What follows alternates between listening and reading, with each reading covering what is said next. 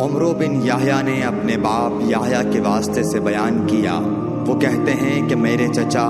بہت وضو کیا کرتے تھے، یا یہ کہ وضو میں بہت پانی بہاتے تھے۔ ایک دن انہوں نے عبداللہ بن زید رضی اللہ تعالیٰ عنہ سے کہا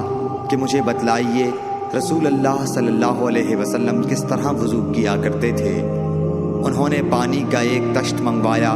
اس کو پہلے اپنے ہاتھوں پر جھکایا، پھر دونوں ہاتھ 3 بار دھوئے،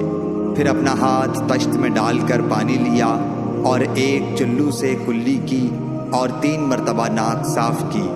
پھر اپنے ہاتھوں سے ایک چلو پانی لیا اور 3 بار اپنا چہرہ دھویا،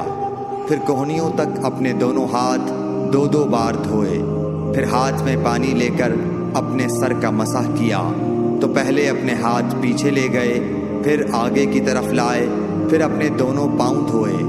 اور فرمایا کہ میں نے رسول کریم صلی اللہ علیہ وسلم کو اسی طرح وضو کرتے دیکھا ہے۔ صحیح بخاری حدیث نمبر 199۔